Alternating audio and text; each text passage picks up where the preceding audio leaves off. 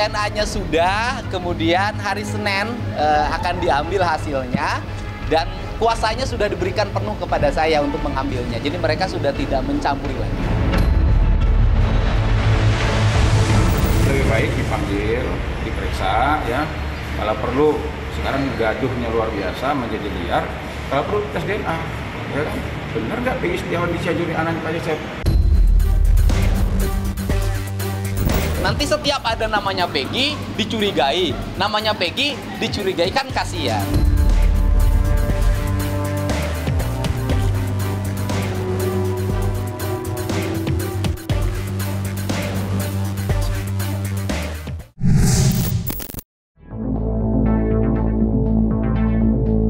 Semakin diusut, semakin kusut. Kira-kira itulah yang dapat menggambarkan betapa rumitnya perkembangan kasus Vina. Mengingat hingga 8 tahun berjalan, fakta soal aksi keji yang menewaskan 2 sejoli itu belum juga terurai seutuhnya.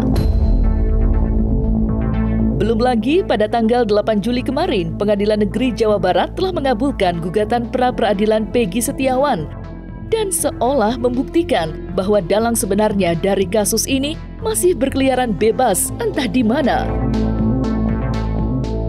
Namun miris, hal itu justru melahirkan spekulasi liar dan tudingan miring dari masyarakat, terlebih di sosial media.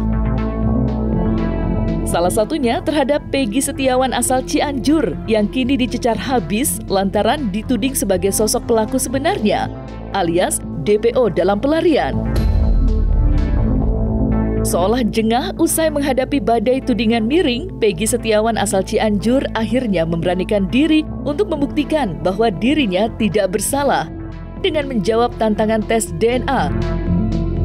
Melalui dampingan Deddy Mulyadi selaku tokoh netral yang banyak bersuara tentang kasus Vina. Lantas seperti apa perkembangan tes DNA tersebut? Serta benarkah pula bahwa kini pihak mereka tinggal menunggu hasil itu keluar?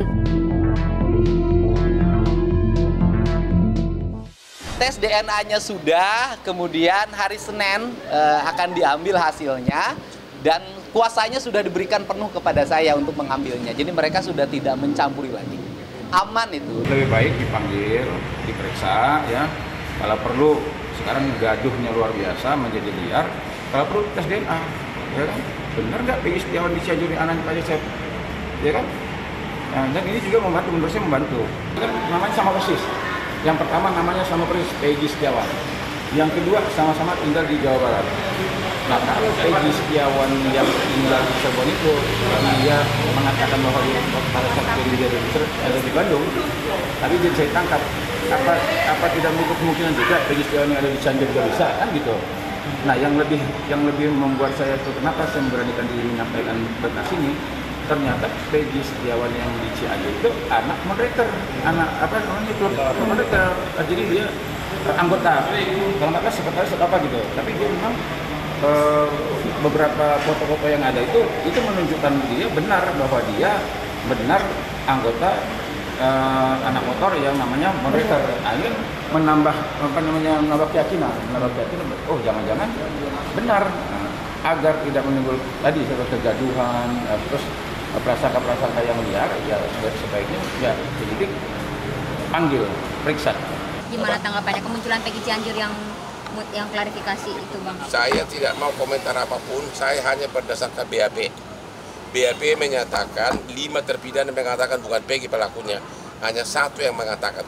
Maka sebaiknya kejaksaan memerintahkan agar semua terpidana di BAP ulang oleh penyidik, tapi harus didampingi oleh tim pengacara dan juga LPSK agar para terpidana ini tidak merasa diintimidasi, agar yakin diri, ya.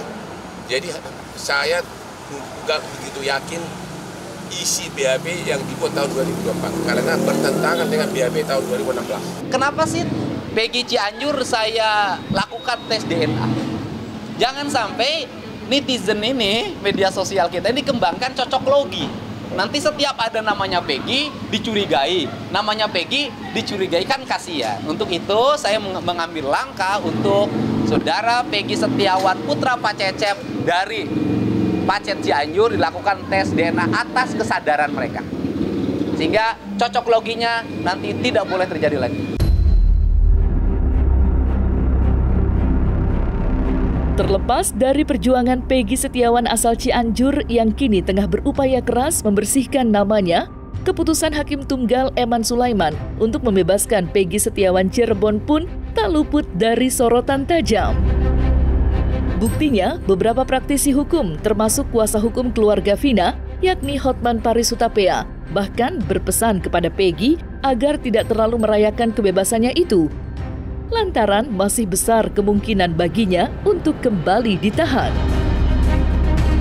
Pasalnya, mereka menganggap bahwa pihak kepolisian masih dapat menangkap Peggy dengan menyertakan 2 alat bukti baru yang terbukti sah. Lantas, seperti apa tanggapan pihak Peggy Setiawan atas isu yang kini berhembus kencang itu? Ya, alasan itu mau ditahan itu apa alasannya? Nggak bisa dong mau ditahan itu, panggil dulu dia kan, sesuai dengan KUHP itu panggil, baik dia klarifikasi sebagai saksi atau sebagai tersangka. Sudah dia diperiksa, itu kan mesti digelar dulu oleh polisi internal. Sudah digelar baru ditentukan dia tersangka atau tidak. Sudah ditentukan dia jadi tersangka baru boleh dia ditangkap atau ditahan. Jadi kalau seorang lawyer ngomong-ngomong oh bisa ditahan lagi itu, rasanya dia ilmu pengetahuan dia mungkin tidak begitu tinggi. Saya nggak sebut nama lawyernya, seorang lawyer itu kalau dia sampai ngomong gitu, itu cuman emosional aja. Di dalam amar putusan itu ada disebutkan bahwa tidak sah ya segala keputusan atau terkait dengan penetapan tersangka ya, terhadap pemohon Peggy Setiawan mengenai perkara ini. Perkara ini adalah perkara Eki dan Vina. Nah, jadi sebenarnya sudah terkunci di dalam putusan tersebut, tertuang dalam amarnya, tidak bisa lagi ya penyidik ya menetapkan tersangka kembali terhadap Peggy Setiawan. Itu sudah terkunci dalam putusan pra peradilan kemarin.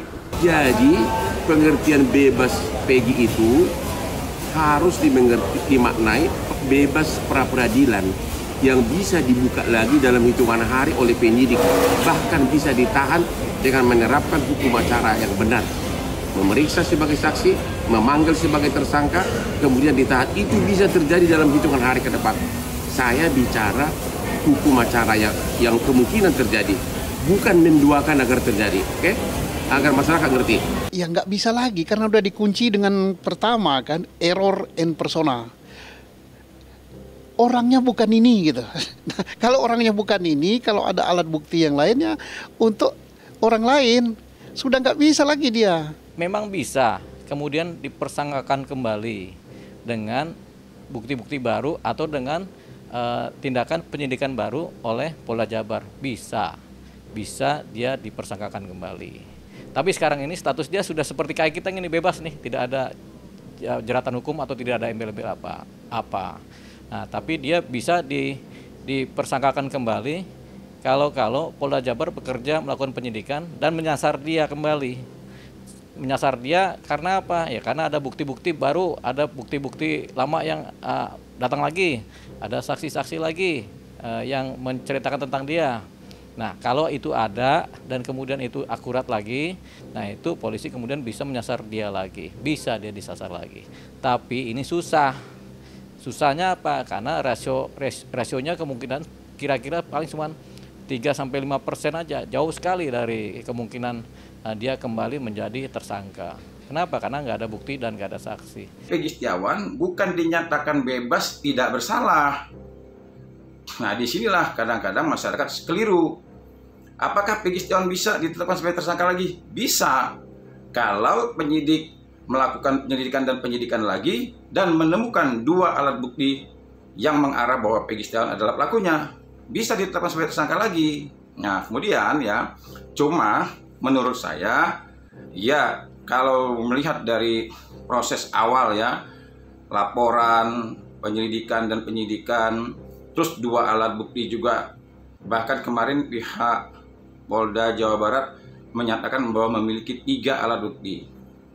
Nah, kalau memang Polda Jawa Barat mau melakukan penyelidikan dan penyidikan, saya rasa juga akan kesulitan Polda juga untuk menemukan 2 alat bukti yang baru. Secara formal ini penyidikan ini dianggap lalai kan begitu. Tapi PG ini apakah dia bersalah atau dia tidak bersalah kita tidak tahu.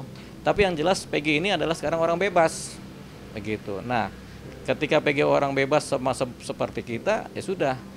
Kalau kita menuduh dia, ya belum dapat begitu. Nah, makanya kemudian kita tetap beranggapan bahwasanya PG ini ya sudah dia tidak bersalah. Tapi sebenarnya secara berkejadian belum tentu dia tidak bersalah, belum tentu juga dia bersalah. Begitu. Karena belum ada pembuktian tentang itu. Sama seperti kita ini belum tentu bersalah, belum tentu juga tidak bersalah. Jadi sifatnya adalah masih netral begitu. PG juga sekarang dalam posisi netral. Belum tentu bersalah dan belum tentu tidak bersalah, netral jadinya dia itu.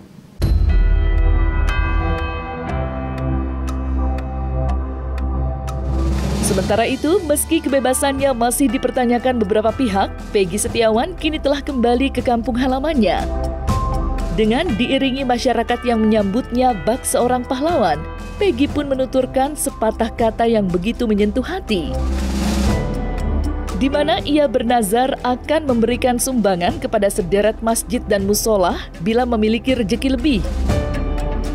Dan dalam kesempatan itu, Peggy pun menyuarakan mimpi indahnya, yakni membangun rumah untuk keluarganya.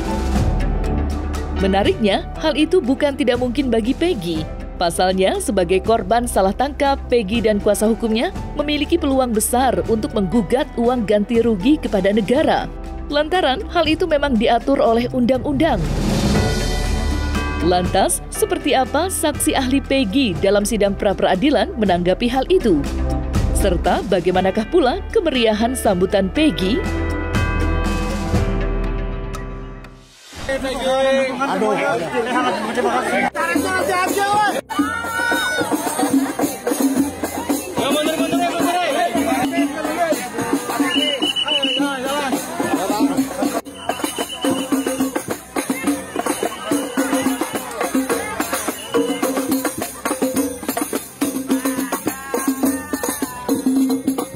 Untuk kedepannya saya untuk saat ini untuk bisa kumpul dulu sama keluarga, dan setelah itu saya akan melanjutkan perjalanan dan cita-cita saya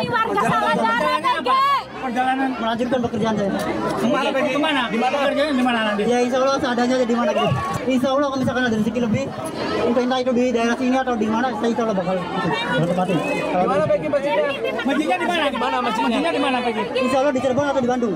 Mengenai ganti rugi, ya Peggy bisa juga mengajukan ganti rugi, bisa melalui gugatan resmi di pengadilan, gugatan ganti rugi, bisa juga minta langsung ke kepolisian negara Republik Indonesia, mengajukan aja permohonan ganti kerugian begitu. Tapi ini jatuhnya di tingkat Kapolri nanti. Kapolri memberikan belet, ya kami setuju memberikan ganti rugi, bisa tanpa beracara di persidangan untuk tuntutan ganti rugi. Itu lewat belet dari Kapolri.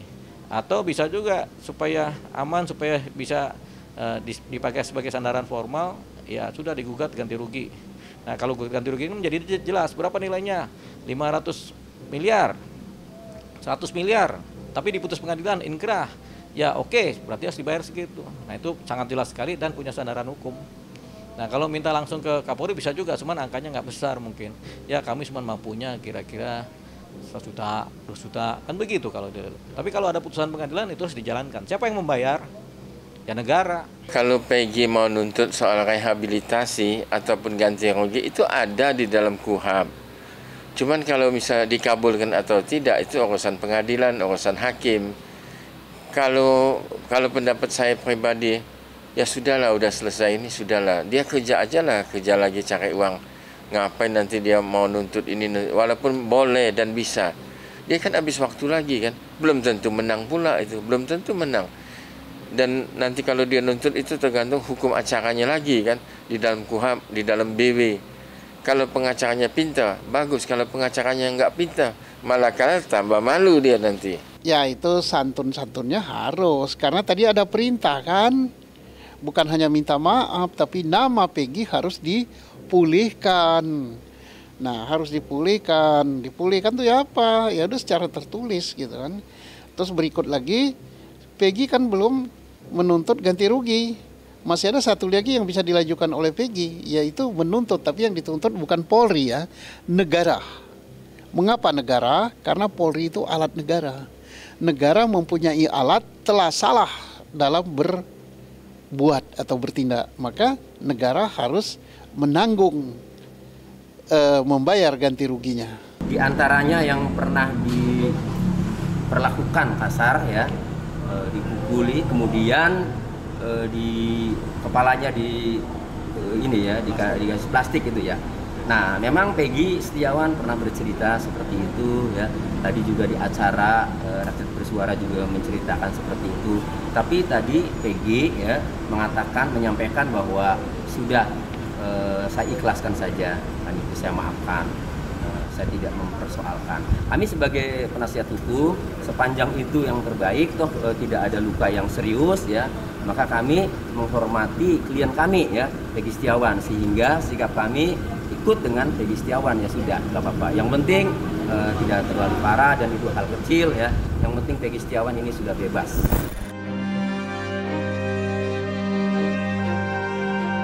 Nah, selesai sudah Cumi Lovers, saksikan terus Cumi Camp In-Depth, kabar lengkap, mendalam, dan akurat dari narasumber terpercaya. Dan jangan lupa untuk like, subscribe, dan juga share channel YouTube Cumi Cumi.